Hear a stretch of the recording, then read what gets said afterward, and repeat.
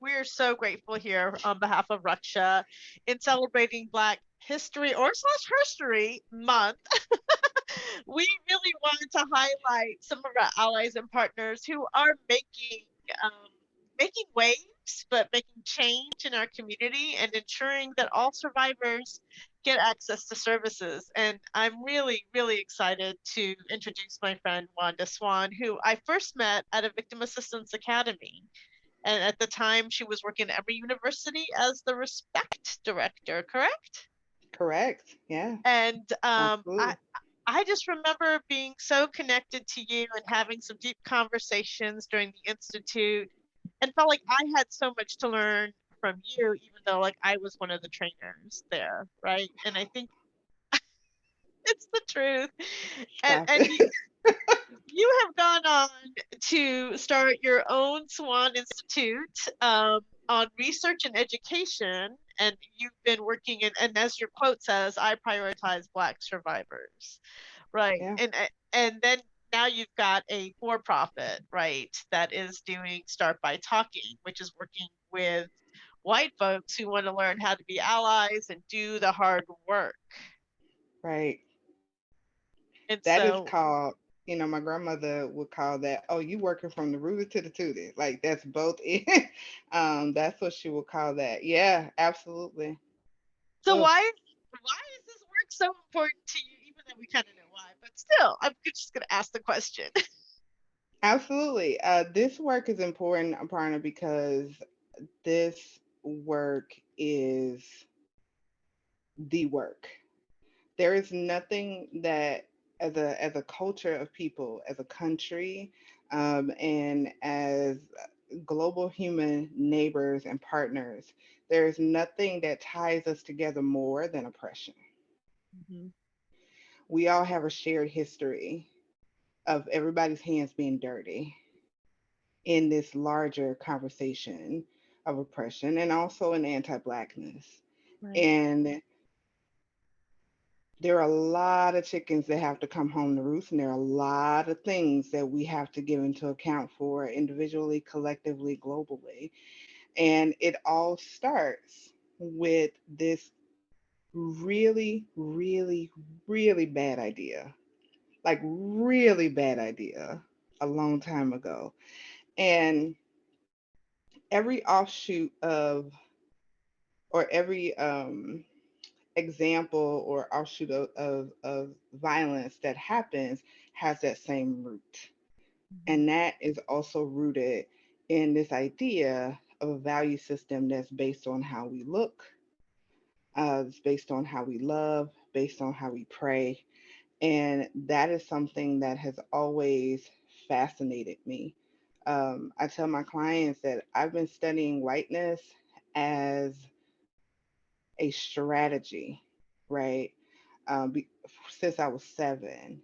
And I learned very early on that when we talk about whiteness, we don't necessarily talk about it, we only talk about it as a racial identity marker.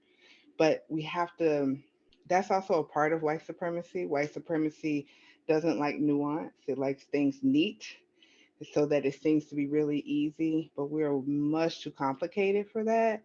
And whiteness is also something that's much more complicated than that.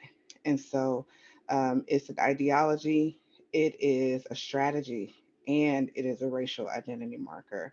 And I've been studying those three for quite some time, as a Black girl growing up in Mississippi, um, in a town that's still politely segregated today in 2022.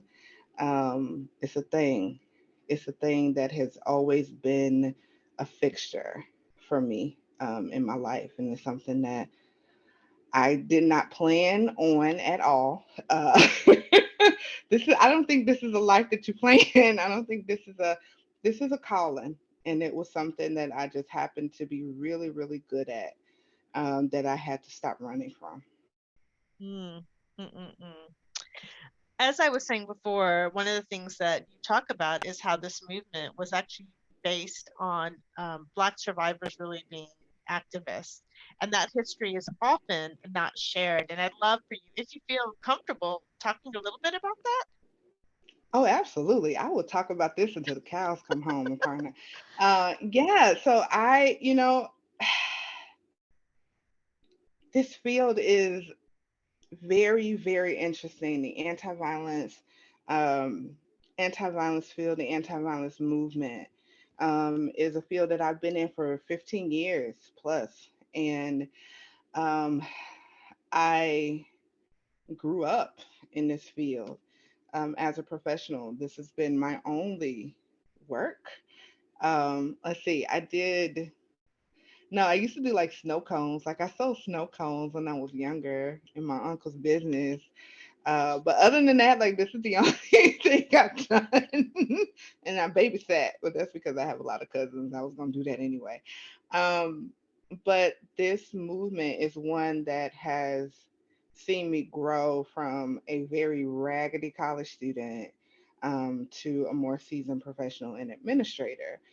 But it's also one that has its own stuff. And so I oh my gosh, I think it was about 9 years ago, right? So at this point, you know, I'm working on the college campus, I'm working through systems, I'm working directly with survivors of violence, and I'm realizing that survivors of color are struggling to be seen, to be heard, to be believed.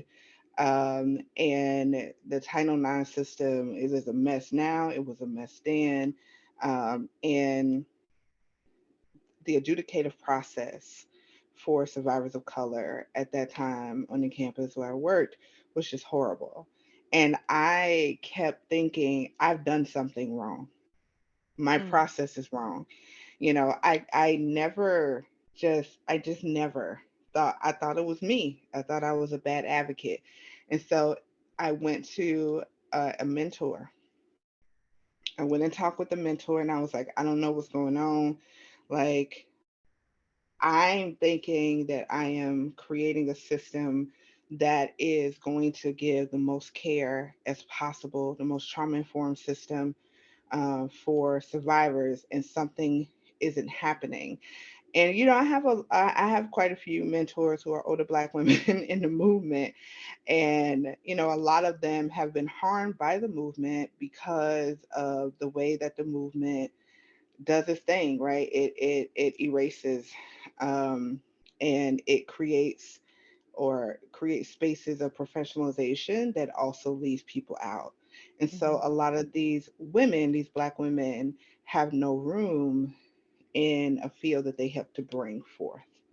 And so I was talking to my mentor, and these are women who've been in this movement 40 years. And so they see me as a kid and they're like, all right, are you finally at a point where we can have this conversation? Do you really think it's you? Let me ask you a question. Have white survivors had issues with this system? And Aparna, I'm so green, right? Even though, like even though I have been in the movement for like I'm like, I don't think the last time I don't know. It was like, all right, okay. So maybe it's not you. Maybe it's a system, right? And that was, I think at that point, I've had instances of what I would call institutional betrayal before, mhm, but it didn't hit me all at once like it did at that point. And so the frustration was just at an all-time high. And I was like, I don't know what to do. And they said, well, you need to go find the Black founders of the movement. And I was like, what are you talking about? What Black founders? It's like, do not believe. You just believe everything somebody put in front of you in a binder, in a trainer, in a training. Is that what you think? Is that what you're doing? And I was just like, I was just so emotional because I was just like, you just taking me too fast. Wait a minute. Um, and so they was like, no, go find the Black founders, and then everything else will make sense. And so what I thought was going to be like an hour, 35, 45-minute hour Google search turned into like a 9-year project. wow, And 9 years. yeah, 9 years, like Sounds back like and a forth. PhD. That's what everybody keeps telling me. And I was like, no, don't do that. Don't say those words to me. I just can't do the thing. I can't do the thing. Um, but it turned into this project that was first like done very secretly because for some strange reason there was this, it wasn't shame, it was disbelief. I was like, this can't be real. Mhm. This can't be real because, and I'm going through census documents, right? I'm going through Library of Congress, I'm going through Congressional Congress, Continental Congress files, and I'm seeing these names and I'm pulling them and I'm plucking them from the 1800s. And I'm like, this is not real, right? But it was like these people lived. And so I not only found Black founders of the movement or people who, um, through my research, I've been able to identify as some of the earliest folks who had either been identified as survivors of sexual violence within, um, I would say, paperwork documents, government minutes, that kind of thing. We're talking about the Memphis Riots of 1863, where five Black women testified and identified as Black survivors of violence. And these were former slaves who had turned activists. And these, and one of the founders was a Black trans woman named Wow. Frances Thompson, right? Who was later severely discriminated against because the notoriety brought so much visibility to her, was jailed and died in squalor, right? Mhm. Was completely, and this was also a woman with a disability. So we were talking about survivors with a disability, Black trans women. We saw very early how the system punished them for reporting. Um, but we had the opportunity to, what I also found was not just these Black founders of the movement, but also the people who they inspired, and also the body, the framework that came from that, which is Black feminist abolitionism, which is this idea that there are no separate oppressive ills, they're all interconnected, Mhm. and you have to treat them all equally, right? And what we know in the field is that we are so siloed often, we're so co opted also, that it creates these different tents. Mhm. And what Black feminist abolitionism says is that is only one tent. There's only one tent, because if I am fighting, um, if I'm fighting for my right to vote, I'm more than likely I'm also fighting for my right to live safely in my neighborhood. More than likely, I'm also fighting for food security. I'm also fighting police brutality. I'm also fighting all these other pieces, right? And so that's how they approach the work, Mhm. and that has changed my entire life, the entire way that I do this work. Just powerful. So It's powerful. amazing. I feel like, do you have a book? Are you going to be having a book coming out with this history and with all this research that you've done? You keep asking the same thing that people keep asking me. Okay, I'm just putting it out there because I just, it's such great information, and I know, there's ways that, like, a lot of us want to do our work, a lot of us want to do our work to address the anti-blackness so we can be better human beings, better Yeah, allies. Tell us more how we can get engaged with your work so we can all learn more, so we can show up in ways that are authentic. And then yeah. also, what happens when we mess up? Because I think there's this Ooh, whole thing of being canceled ooh. when we mess Okay, up. so a couple things. I am writing, but I'm writing so slowly because I'm trying to fool myself that I'm not writing. Because if I admit that I'm writing, then it's a thing. So I do have a plan to produce something out into the world that's going to help us as a learning instrument to know, to learn more, and to connect back to our own history. Like this is all of our histories. Mhm. So I'll say that. Um, but I won't say that, that kind of thing. Gotcha. I Uh, got you. um, yes, messing up. Oh, I love it. I love it. So I am getting ready to do a second round of a webinar that's called Effing It Up and Figuring It Out. What to do or how to regain community or restore community after causing harm. And you know, I've been having that conversation with folks for quite some time, but I think the larger thing is this understanding that there are three main questions that really kind of gets to the core of why we quote unquote mess up. And when we say mess up, we're talking about saying something oppressive, doing something oppressive, actively or inactively, directly, indirectly, being complicit, not saying anything. Like there's a wide range because I think a lot of people think, oh, if I didn't say that word or I didn't do that thing, no, like there are ways that you can silently be complicit and be just as guilty Mhm. of supporting, right? And so, three questions. One, why do I say these things? And it all boils down to we have what I call oppressive muscle memory, Aparna. We Mhm. have all been conditioned, we all live and breathe anti Blackness as a default. Even I do, right? And it tells me what I think about me. It tells me whether or not I can trust myself, whether or not I'm worthy, whether or not I'm beautiful, whether or not I'm valuable, right? It also tells me that there are people who have more value than I do, Mhm. right? And so there's a structure, and that I will never be at a place where I deserve to be considered and seen as fully human. I know that that's not true. I know that that is a social conditioning, Mhm. right? But I also know that there is anti-oppressive muscle memory that sometimes just happens even when I'm not thinking about it, right? Now, we can argue about what about the folks who consciously do things. Yes, that is completely true.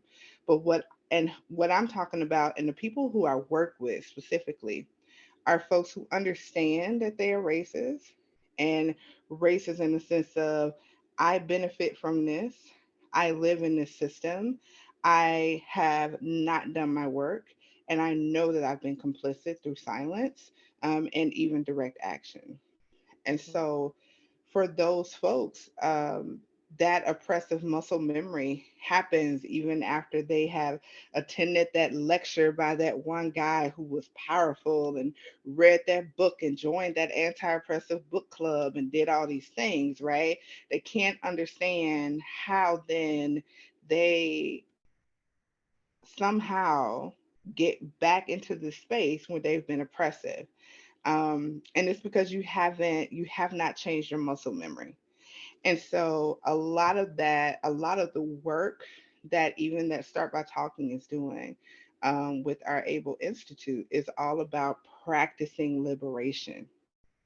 We read about it, we theorize, we wax poetic, but we don't practice it because that's when we fail.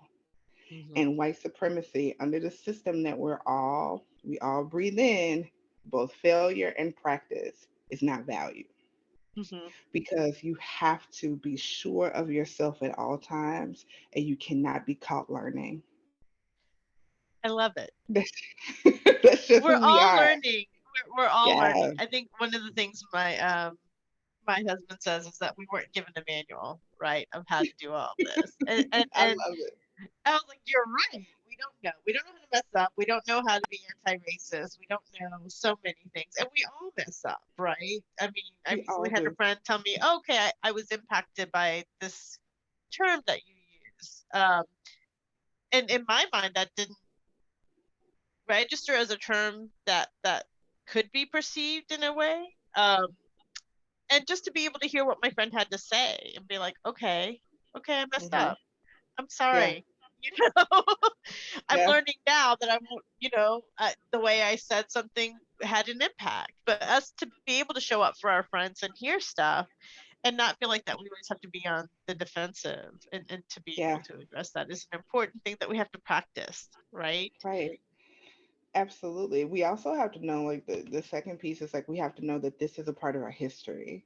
Like how we interface with each other, how we navigate life is a part of our history. And a large part of our history, especially in this country, is simply that this country had a plan. And this plan was there's going to be a perpetual laboring force, and that was going to be their only job. And that is the birth of capitalism. Mhm. And to ensure that that stayed in place, whiteness was created here in 1691 in the Virginia colonies. This idea of a hierarchy based on race, a lot of people think that, oh, this is something that came to us from something. Nope, this is homegrown Mhm. American, and not only American, it's American Southern. So it's a different type of gangster that's attached to it because the South is nothing to toy with, right? And it is a very strategic idea of ensuring ensuring financial gain through the dehumanization, the mass dehumanization of a whole group of people. And that is something that we still struggle with. What we have to understand is that white supremacy, in order for white supremacy to work, we have to be okay with dehumanizing ourselves and other people. And so I often give people what I call the 4 A's of accountability, right? Mhm. So, what do you do when you mess up? I have 4 A's for that. The first A is analyze. You have to examine what it is that you specifically, what your responsibility is to your community and all the communities you're a part of, and all of the people and the groups who you love. And what are you bringing into these communities? You have a responsibility to keep these communities safe. The second A is acknowledge, right? And that is simply to understand, like, this is the one thing that I hate. I hate when people apologize and they say, well, I'm sorry if I hurt you. Don't if me. Don't if me. Because see, now I'm hot. Now I'm mad. Don't if me. It happened. I told you that it happened, right? And so I need you to explain to me why you hurt me the way that I explained it to you so that you know that I know that you know what you did, right? And that's hard. That Yeah. is hard. It is hard. The third A is, I would say, is the easiest one, is apologize. But that apology has to be an admission of failure. And that's another hard piece. We have to admit failure. Failure is such an important part of this journey. To me, anti-oppressive Aparna, and people struggle. And the last one is action. And that means do something, right? That means you need to learn, you need to get taught, you need to get trained, you need to get coached, you need to have a better understanding so that you can use the privilege that you have to ensure that you're able to create safer spaces within your sphere of influence. And Yeah. so that's what I would offer folks. Like it's four little A's, but they pack a big punch. They do. They do. So if folks want to get involved, what can they do? Well, if folks want to get involved, they can enroll in the Able Institute, right? So we are creating an anti-oppressive learning center. We've created an anti-oppressive learning center with the tagline of practicing liberation. Under that institute, there are two arms. The first arm is called the Practice Liberation Academy, and the second one is the Anti-Oppressive Advocacy Certification Program. You can learn more about that at on our social media pages. Our website just went down today because we are getting ready to unveil the platform, the virtual platform for the institute. So it's under construction right now. But if you're interested, you can seek us out on Facebook. You can seek us out on Insta, and I think LinkedIn You are on at, LinkedIn? Yep. yeah, at Start by Talking One Word. Or if you just want to have a conversation to see where you want to go next, just to talk one on one, you can reach out to us at sbtinfo at Swan, that's me.com. That's so beautiful. So beautiful. Thank you. How do you balance working with survivors in the abolitionist framework, right? Um, and what does justice look like for survivors given everything that you've done? That might be a deep I question. It is a deep question. I'm a tap into it. Um, I balance this with an understanding. I think the anti-oppressive advocacy framework is the answer to that. I balance this by creating and encouraging and charging and demanding folks who are in this field doing this work to do the deep dive and understanding where your systems are. How far in bed are you with your carceral systems? How far in bed are you with systems that historically have continuously done the work to disenfranchise Black folks and people of color, right? And so for me, justice is whatever survivors say it is. It is whatever it is that they need. And it is not solely based on the carceral system. Because what we know is if we are a partner, if I had to stand and wait for the carceral system to tell me, myself as a survivor also, if I had to stand and wait for the carceral system to tell me that I matter, I would have died of thirst. Hmm. It's not real, right? And we have to acknowledge that. We have to acknowledge how whenever our systems are working alongside with are utilizing, right, these systems in that way, we are absolutely complicit in harming these communities. And we often do that because we have already, again, as this larger structure, we have already said too that group of folks there's a group of folks who we are willing to sacrifice, and Yeah. So we have to be real about that. yeah. I mean, we see that from which survivor stories get shared, which survivors we really advocate and fight for, and who ends up. I mean, you see that Marissa Alexander, right? Like here, you have someone Exactly. who is put in jail and sentenced, and you have to do so much advocacy, had to serve so much time, and then you have some survivors where, based on their race, they don't get the same treatment, Hmm. right? Or Absolutely. punishment for defending themselves, right? Like, Absolutely. and I think those are things. And then which survivors, whose stories do we share? Were we putting in the news cycles? All that is so important. Yeah. And so I think for me it is imagining a world that is not built on deficit, because the other thing is that when we are solely focused on these systems, we get into a place where we can say, well, this is the best that we can do. And for a movement that was created and developed by former slaves who had no language tied Yep. to this land, and yet we're still utilizing every system that they historically created, whether it is legal advocacy, whether it is transference of housing or safe housing, transitional housing. All of that was developed from Black women who were formerly enslaved. You mean to tell me that this is the best that we can offer survivors? I don't believe it. I think somebody lying to me. And I just can't. I think somebody lying to me, Aparna. It's been too much time. Too much time has passed. No, and you're right. We can absolutely do better for survivors, and our systems are need improvement, need a rehaul, if you know, an Yeah. overhaul, if you ask me. Yeah. And at the same time, I think our communities need an overhaul. Like it Absolutely. to start by talking to me is so powerful because, you know, whether it's the work we do in our movement, the work we do in our community, we have so much to learn.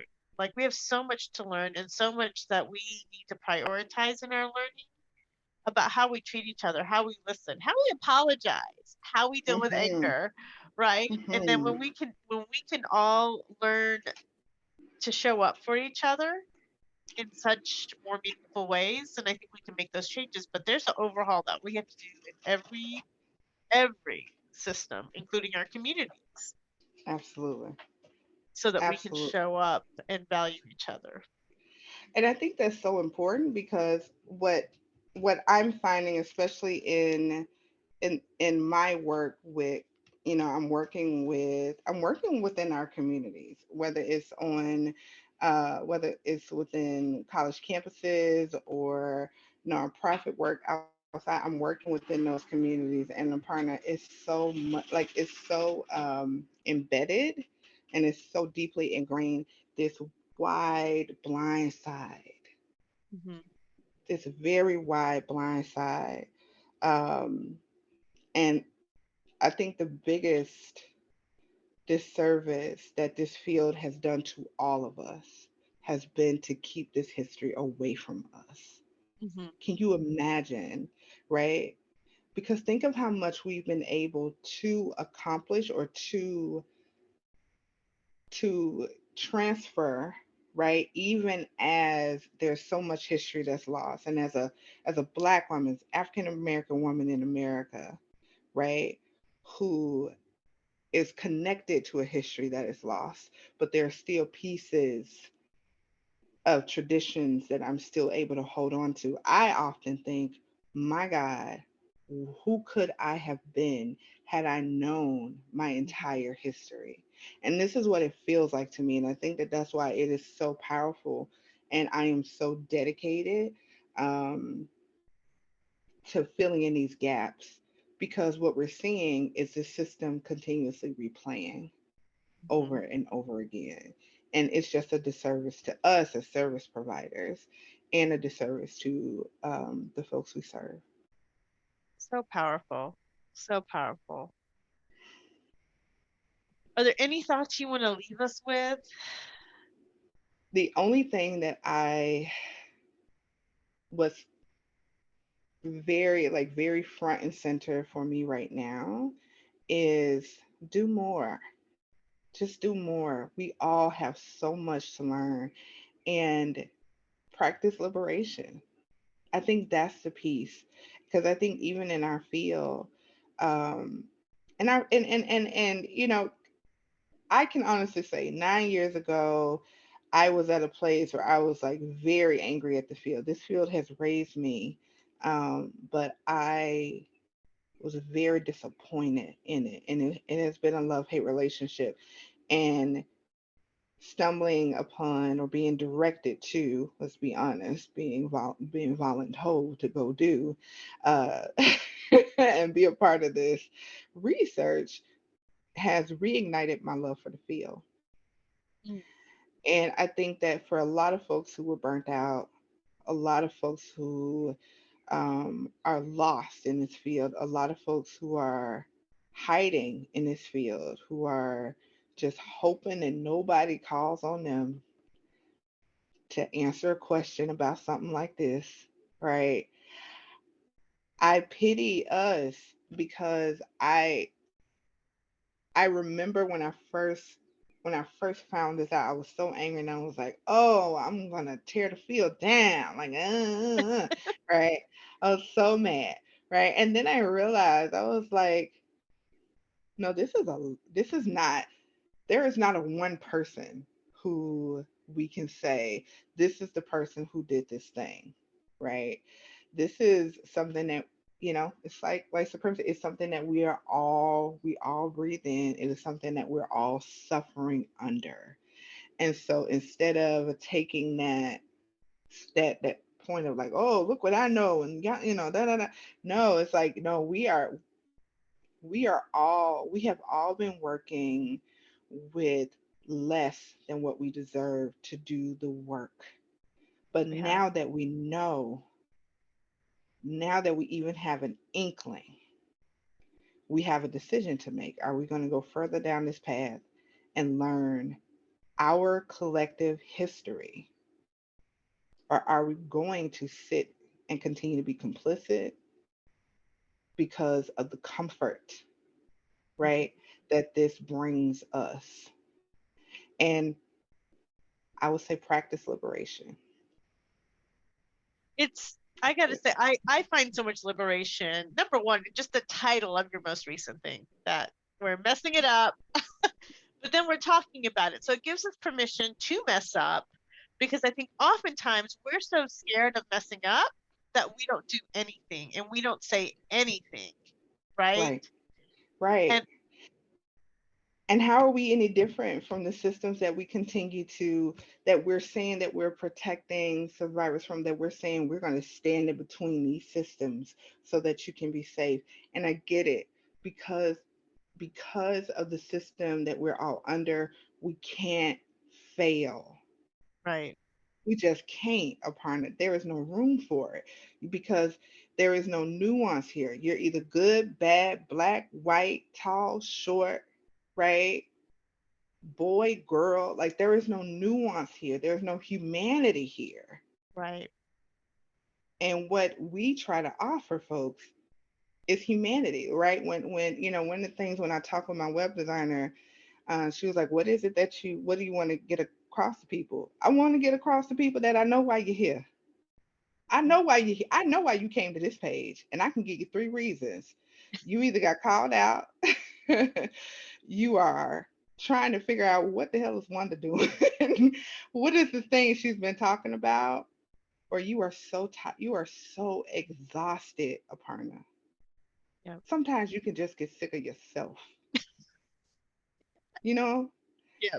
And that's one of the, like, it's one of those three things or a combination of those things. But we give people space to fail. We tell people that the Able Institute is a soft place to land to do hard work. You have to feel safe in order to do this work, in order to fail, and in order to crack open all of the things: vulnerability, humility, and accountability. Those are the three things that we're asking folks to either bring with them or be prepared to experience. That's all you need. And you can't do that in this system, because you're going to be seen as less valuable to the system. Right. Yeah. This is hard work. How do you take Ooh, how do you do it? I just, how do you take care of yourself? How do you keep going? Because addressing folks' racism when people don't want to believe that they're racist, and even though we all have an ism, right? right. You're dealing with folks on some hard stuff and having to push them, and then at the same time fighting for survivors, for equity and justice and belonging and dignity. Like, whew, that's a heavy load. That's a It's a heavy lot of load. work. It's heavy. And I tell you, like, what connects me to this work is I see Start by Talking was created because I actually had created the Swan Center first, Yep. right? And I realized that this is not the prevention that Right. we tell people it is. What we're doing with Start by Talking is actually the prevention. Because if we are able to get people to recognize that oppression is the vehicle that validates violence, oppression is what tells us that this person is less human, that this person is less than, that you can harm this person and obliterate this person from the earth, and no one would care. Mm-hmm. That is what we have to stop. We have to stop the belief before we stop the action. Mm-hmm. And so I see Start by Talking as upstream prevention. And it allows us to get there if we do this right before the violence, before some forms of violence start, right? And so it is a natural for me, somewhere in this mind, it was a natural like mate to this work on the nonprofit side. Um, and it's not easy. It's not easy, and I don't want to. I'll never paint a picture that is incomplete and is not like I'm not finna say face. No, I'm tired. I get tired. I have a really good team of people who care about me and who make sure that I am good. I have a therapist, I have a psychic, I have people praying for me. I meditate, twice a day, and I take breaks. I walk away. I have a team on both sides of these, my nonprofit and my profit space who take up the slack, who tell me to sit down. I'm actually going on a mandatory, and this is how it was sent out to my clients. One that's taking a mandatory time of leave, March the 7th, the 8th through the 9th, before the Able Institute opens because she needs to rest. And, because there's still parts of white supremacy I have to unlearn. My heart was like, boom, boom, boom, boom, boom, boom, boom, boom. Every client was like, oh my gosh, you're so great. She deserves it. She works so hard. Like, I, I also dream, Aparna. That's the one thing that also keeps me centered. I dream from a space of abundance. And I do that. Like, every Sunday at 4 o'clock, my team knows I have an hour for visioning, an hour and a half. And it is me laying down, just in a meditative state, just letting my mind do what it does.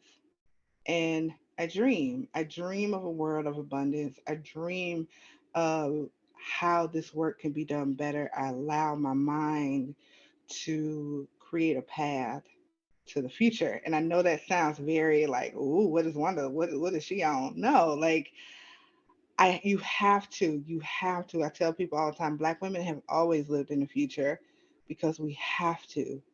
In order for us to survive, we have to see tomorrow before it gets here. And we have to figure out how to get there. And that's what I do. And I take pieces of it and I try to figure out which part of this I can do today. And that's what I do. I love that you're taking some intentional time to do the important work, to reflect, to vision. And I can't wait to see what you accomplish. I think you've still blown me away with what you're doing now. And I feel like I'm always learning from you. And what a gift it is to know you. What a gift it is Oh, to know you. Aparna, I'm so sensitive. You're gonna make me cry. Thank you. What a gift. Thank you for being here with us. And thank you for sharing so much of yourself. And I just want to encourage folks to follow Wanda, learn from her, take advantage of all that she shares, because I feel like I'm constantly learning from her and it helps us show up in a way that's more meaningful. Thank you. I'm holding all of that. I'm receiving it and I'm holding it. Thank you.